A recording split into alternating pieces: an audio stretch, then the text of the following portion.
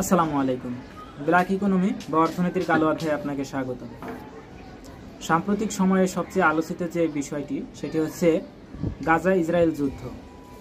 এই যুদ্ধে আমরা দেখতেছি যে মুসলিম কান্ট্রি যেগুলো আছে এগুলোর বেশিরভাগই কোনো শক্ত অবস্থান প্রকাশ করতেছে না। এর অনেকগুলো কারণ থাকতে পারে। তার মধ্যে অন্যতম কারণ হচ্ছে ইকোনমি বা অর্থনীতি। এটা বুঝতে হলে আপনাকে একটু গভীরভাবে চিন্তা করতে হবে। প্রথমে আমরা দেখি যে কি কারণে মুসলিম কান্ট্রিগুলো ইসরায়েলের বিপক্ষে বা গাজার পক্ষে বা ফিলিস্তিনের পক্ষে কেন কথা বলতেছে না। এর অন্যতম কারণ হচ্ছে ডলার এবং পেট্রোডলার। আপনি বর্তমানে পৃথিবীর যে কোনো রাষ্ট্র থেকে যদি কোনো কিছু আমদানি বা রপ্তানি করতে চান তাহলে আপনাকে অবশ্যই ডলার ব্যবহার করতে হবে। ডলারের বাহিরে আপনি অন্য কোনো মুদ্রায় কোনো কিছু আমদানি বা রপ্তানি করতে পারবেন না। একটি দেশ থেকে অন্য একটি দেশের লেনদেন সবসময় বা বর্তমানে ডলারের মাধ্যমেই হয়ে থাকে। আন্তর্দেশীয় বা দেশের ভিতরে আপনি যে মুদ্রাই ব্যবহার করেন না কেন, দেশের বাহিরে যখন আপনি এটা আমদানি বা রপ্তানি করবেন, কেনা বেচা করবেন, তখন এটা অবশ্যই আপনাকে ডলারের মাধ্যমে কেনা বেচা করতে হবে। এই হচ্ছে একটি কারণ যার কারণে কোনো রাষ্ট্র ইসরায়েলের বিপক্ষে কথা বলতেছে না। অপর আরেকটি কারণ হচ্ছে পেট্রোডলার। সেম পেট্রোডলার যারা যে দেশগুলো পেট্রোলিয়াম বা তেল উৎপাদন করে, পেট্রোলিয়াম জাতীয় যে পদার্থ দ্রব্য বা খনিজ উৎপাদন করে, তারা পেট্রোডলার নামে একটা চুক্তি আছে, ওই চুক্তিতে স্বাক্ষরিত। অর্থাৎ তারা এই পেট্রোলিয়ামগুলো ডলারের বিপরীতে অন্য কোনো মুদ্রায় বিক্রি করতে পারবে না বা অন্য কাউকে দিতে পারবে না।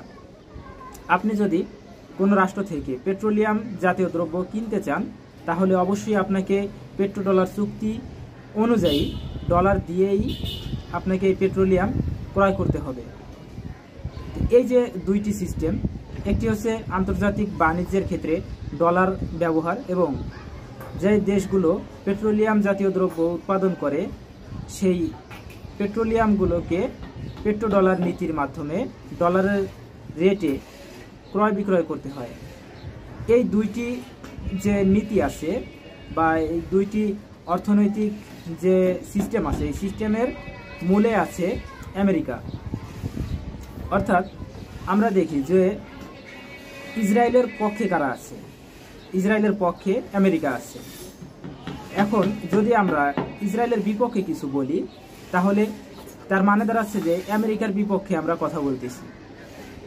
এখন আপনি চিন্তা করেন, যদি আপনি আমেরিকার বিপক্ষে কথা বলেন তাহলে কি সে আপনাকে তার দেশের মুদ্রা বা তার মুদ্রা ব্যবহার করতে দিবে? অবশ্যই না। আবার যদি আপনি পেট্রোলিয়াম উৎপাদন করেন এবং ইসরায়েল বা আমেরিকার বিপক্ষে কথা বলেন তাহলে কি সে আপনার কাছ থেকে পেট্রোলিয়াম কিনবে? না। এখানে আমেরিকা যদি কাউকে ডলার বা পেট্রোডলার বা অর্থনৈতিক নিষেধাজ্ঞা দেয় তাহলে আপনি পৃথিবীর অন্য কোনো রাষ্ট্রের সাথে কোনো লেনদেন বা আমদানি রপ্তানি কেনাবেচা কিছুই করতে পারবেন না। এর একটি অন্যতম উদাহরণ আছে ভেনেজুয়েলা। ভেনেজুয়েলার উপরে আমেরিকার অর্থনৈতিক নিষেধাজ্ঞা আছে। তারা পেট্রোডলার নীতি এটা মানে না বা এই নীতি অনুসরণ করে তারা পেট্রোলিয়াম জাতীয় দ্রব্য ক্রয় বিক্রয় করে না, যার দরুন ভেনেজুয়েলাকে তারা অর্থনৈতিক নিষেধাজ্ঞা দিয়ে রেখেছে এবং পৃথিবীর কোনো দেশের সাথে তারা ডলার বা পেট্রোডলার নীতিতে বা অন্য কোনো মুদ্রায় এই তাদের পেট্রোলিয়াম জাতীয় দ্রব্য বা অন্য কোনো রপ্তানিকৃত পণ্য বা আমদানিকারক পণ্য এগুলা ক্রয় বিক্রয় করতে পারে না। তো সেক্ষেত্রে ধরুন বাংলাদেশ যদি আমেরিকা বা ইসরায়েলের বিপক্ষে সরকারিভাবে কোনো পদক্ষেপ নেয় আর আমেরিকা যদি বাংলাদেশকে অর্থনৈতিক নিষেধাজ্ঞা দেয়, তার মানে বাংলাদেশ যে পণ্যগুলো আমদানি করে সেগুলো সে আর আমদানি করতে পারবে না এবং যে পণ্যগুলা বাংলাদেশ রপ্তানি করে সেই পণ্যগুলাও বাংলাদেশ রপ্তানি করতে পারবে না। এই একটি মাত্র কারণ, আমি মনে করি বড় আকারে এই একটি মাত্র কারণে আমেরিকা বা ইসরায়েলের বিরুদ্ধে কোনো রাষ্ট্র বা কোনো দেশ রাষ্ট্রীয়ভাবে কোনো পদক্ষেপ নিতে পারে না। এটি হচ্ছে আমাদের আলোচনার এক অংশ। দ্বিতীয় অংশে আছে এর থেকে বাঁচতে হলে আমাদের করণীয় কী। আমরা যদি এই পেট্রো ডলার নীতির বাহিরে কোনো নীতি প্রণয়ন করতে চাই বা ডলারের বিপরীতে আমরা যদি অন্য কোনো অর্থনীতি দাঁড় করাতে চাই, এটি খুবই কষ্টকর একটা বিষয়। তবে আপনি যদি ক্ষমতার মসনদে যেতে চান বা আমেরিকার বলয় থেকে বের হতে চান, তাহলে অবশ্যই আপনাকে ডলারের বিপরীতে অন্য কিছুকে চিন্তা করতে হবে, যেমনটি এখন চিন্তা করতেছে চীন। আলোচনার দ্বিতীয় পর্বে আমরা দেখব যে আমেরিকা বা ইসরায়েলের বিপক্ষে যদি আমরা কথা বলতে চাই তাহলে আমাদের করণীয় কী। এখানে আমাদের করণীয় দুইটি। একটি হচ্ছে আমাদেরকে একটি শক্ত মুদ্রানীতি প্রণয়ন করতে হবে এবং শক্ত একটি মুদ্রা ব্যবস্থা চালু করতে হবে, এবং দ্বিতীয় বিষয়টি হচ্ছে আমদানি নির্ভরশীলতা কমাতে হবে, বিশেষ করে খাদ্যদ্রব্যের উপর। আমাদের কৃষি পণ্য সামগ্রী উৎপাদন ক্ষমতা বৃদ্ধি করতে হবে, তবেই আমরা আমেরিকা বা ইসরায়েলের বিপক্ষে কিছু বলতে পারব। কেননা যদি আমেরিকা আমাদেরকে অর্থনৈতিক নিষেধাজ্ঞা দেয়, সেক্ষেত্রে আমরা যেন খাদ্যদ্রব্য উৎপাদন করে আমাদের নিজেদের চাহিদা পূরণ করতে পারি। এবং আমেরিকা কখন আমাদেরকে অর্থনৈতিক নিষেধাজ্ঞা দিবে? যখন আমরা আমেরিকার ডলারের বিপরীতে কোনো একটি অর্থনীতি প্রণয়ন করব বা মুদ্রা ব্যবস্থা চালু করব, তখনই আমেরিকা আমাদেরকে এই অর্থনৈতিক নিষেধাজ্ঞা দিবে।